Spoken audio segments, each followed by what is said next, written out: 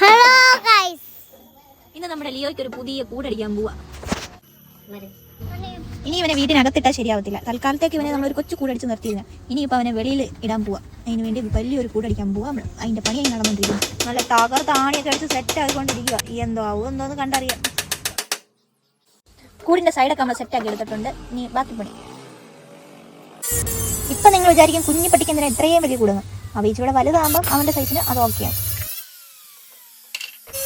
First ഞങ്ങൾ അവരൊരു കൂട് മേടിക്കാമെന്നാണ് വിചാരിച്ചത്. അപ്പോഴാണ് ആലോചിച്ചത്, ഓൾറെഡി നമുക്ക് കൂടടിച്ചൊരു എക്സ്പീരിയൻസ് ഉണ്ടല്ലോ. ടിങ്കുവിൻ്റെ സമയത്ത് ഞങ്ങൾ ഫസ്റ്റ് ഒരു കൂട് ഞങ്ങൾ തന്നെയാണ് അടിച്ചത്. അതിൻ്റെ ഒരു എക്സ്പീരിയൻസ് വെച്ചിട്ട് ഫ്ലോപ്പായി പോകത്തില്ല എന്നൊരു ഉറപ്പുണ്ടായിരുന്നു.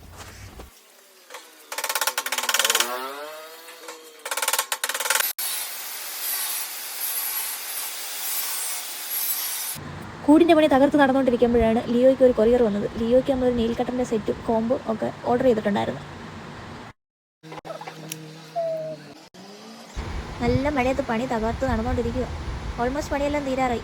പണി കഴിഞ്ഞു. ഇനി ഒന്ന് ക്ലീനിങ് കൂടെ ചെയ്യാനുണ്ട്. ഫുള്ള് പൊടിയായി കിടക്കുക.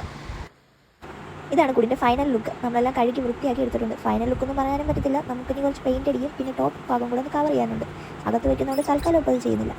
ലിയോയ്ക്ക് അതെന്തോ വലിയ വീട് പോലെ തോന്നി. അവനകത്ത് പുറത്തുകാടാൻ എന്തെങ്കിലും ഒരു വഴിയുണ്ടോ എന്ന് നോക്കുക. സിദ്ധു ആണെങ്കിൽ ലിയോ അടിച്ചിറക്കിയിട്ട് ഇത് എൻ്റെ വീടാണെന്ന് പറഞ്ഞ് അവനകത്ത് കയറി കഥ അടച്ചു.